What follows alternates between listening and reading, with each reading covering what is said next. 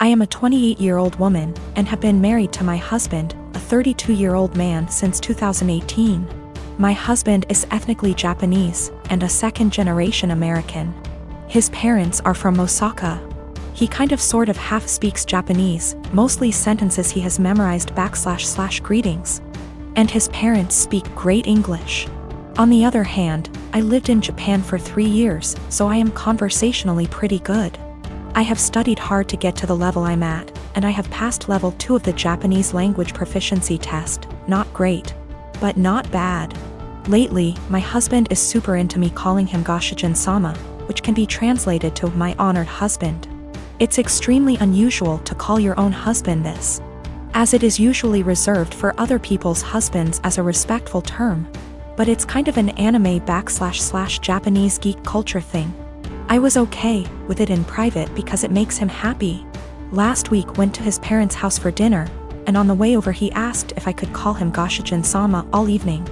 I immediately shot his idea down with a firm no, because that would be super embarrassing. His parents are native Japanese speakers in their 60s. I'm not going to subject them to what you'd pay a waitress in a maid cafe $20 for a cup of coffee to call you. To be honest, I don't think my husband really gets how the phrase is properly used, despite his insistence. He kept trying to convince me, reminding me that he is Japanese and knows what is proper. Despite the fact that I speak better Japanese than him, but I was having none of it. I just shut down and tuned him out. We got there, and sometime into the night I called his name to ask if he wanted a drink. Despite him being in hearing range, he ignored me. I said it again, and this time he looked at me, gave me this pleading shrug, and then turned back to the TV. I didn't get him a drink and just got myself one. A while later, I said his name again, and he audibly sighed. He told me that he wanted me to call him what I call him at home. To which I responded I would most certainly not be calling him what I call him at home. This was all in front of his parents, by the way. On the car drive home, I told him that I wasn't going to call him Goshijin-sama anymore because he can't draw the line between fun, playful couple stuff and his parents. He has sulked for the past week and I don't even know what to do. Normally I would not even consider the possibility that I was wrong here, but he's normally a very rational, reasonable, and respectful person. I feel like I'm being gaslighted and don't know what to do. I have a lot of family members. I come from a religious community that doesn't believe in the public school system and tends to have a ton of kids. I have an older sister, Julia, a stepbrother, Ron, a stepsister, Molly, a half-brother, Joe, and a half-sister, Lucy. Growing up, all of us were homeschooled. This involved a lot of neglect, lack of textbooks or seasonally appropriate clothes / shoes, unheated house, and sometimes physical abuse. I lived mostly with my mom, but spent weekends with my step-family. Both houses were dysfunctional. My stepmom used to have a severe problem with alcoholism, although she's been better in the last few years. Ron is my best friend and I would be lost without him. We've supported each other through years of hard times.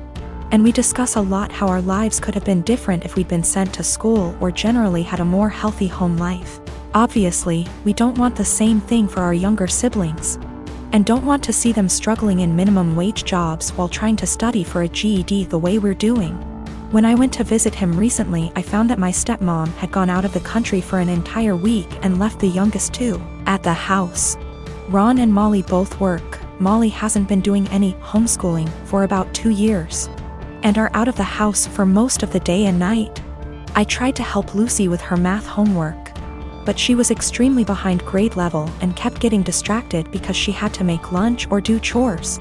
Joe spends all day in his room playing video games and gets no guidance from anyone. I tried to as gently as possible get him to do some reading, but he doesn't understand how serious the situation is, and obviously is having too much fun to care. So I called CPS and reported educational neglect. And obviously everyone knew it was me. And Ron told me that stepmom said I wasn't welcome at the house anymore and to never contact any of them again. Molly is extremely mad at me. She blocked me on Facebook and doesn't have a cell phone where I can reach her.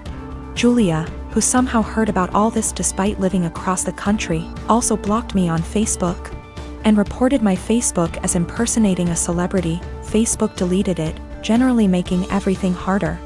This stings even more because I'm already estranged from my bio mom over my religious beliefs. I now have no family members left, besides Ron, thank bejeebus, who want anything to do with me. I feel like I make enemies everywhere I go. Ron has been saying for years that he can't call CPS, and I guess this is why, but at least he doesn't blame me. He suggested that I try to talk to stepmom once some time has passed, but I would have no idea where to begin.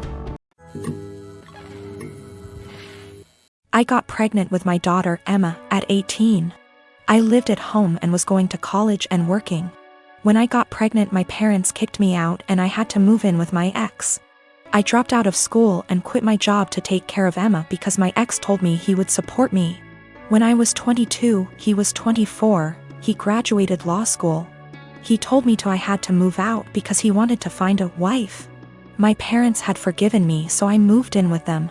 We didn't have a court order, but we split custody pretty much 25/75 with me having more time. When Emma was 6, he married his now wife. She couldn't have any more kids and wanted Emma and her daughter to be sisters. Over the next 3 years, Emma spent less and less time with me. She'd throw a fit if I tried to pick her up. They gave her things I couldn't. When she was 8, she told me she hated me. I never blamed her for the lies her father put in her head, because even though I lived at home, I was in college and working and did my best to provide her for her, but obviously they could do more. They took me to court when she was 10 and surprise, the lawyer and his doctor wife with their $1 million home beat me in court. They painted me out to be this horrible parent and Emma backed them up. They got primary custody and I got visitation. But Emma refused to see me. I gave her money and gifts. But she didn't want me in her life. When I was 30, I met my husband. He is the most amazing man I have ever met. He's seen me struggle with this and been very supportive. He has a daughter Emma's age and a son who is 5 years younger.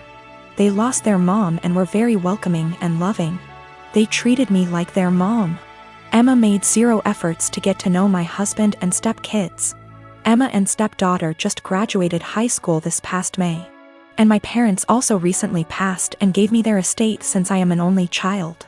I have decided to pay for my stepdaughter's entire college tuition and buy her a car, pay for an apartment.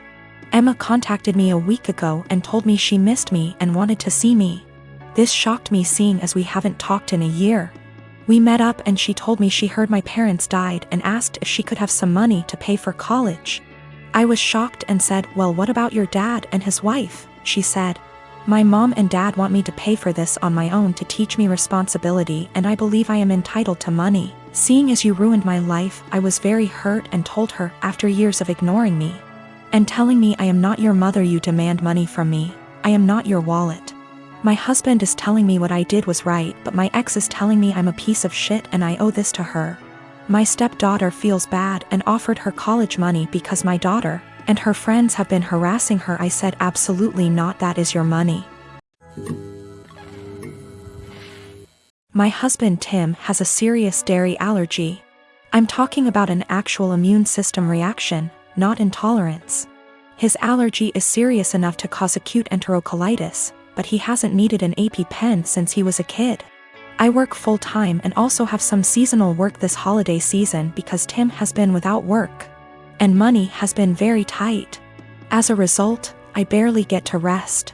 The holidays are especially hard, and I found myself getting just 1 day off every 2 weeks for almost 2 months straight. As you can imagine, that day off means the universe to me. Now, Tim loves dairy, and will sometimes intentionally eat things which trigger his allergy. Lately, it's gotten out of hand, with him going from one risky meal every 4 to 6 months, to every 2 or so weeks. In fact, it always seemed to coincidentally line up with my time off, and I found myself spending my 1 day taking care of him. Last week, I finally asked him if he was intentionally timing it to line up with my day off. I fully expected him to say no, but he admitted that he was doing it to make sure that he'd have a nurse. And so he'd have someone close by in case he had an especially adverse reaction and needed a hospital. I was livid, and told him that he was selfish, robbing me of my rest. I said that if he made himself sick again, I wouldn't take care of him. I'm exhausted and I need to decompress. He didn't say much, so I thought he'd heard me. Fast forward to Friday night. I get home from work, and a few minutes in, Tim gets a pizza delivered. I ask him why, when I'm making dinner, and he shrugs. I ask if a large garlic Alfredo pizza is worth the pain, and remind him that I won't be giving up my rest day again. He smirks and eats an entire slice while grinning at me. I left it at that and went back to my dinner.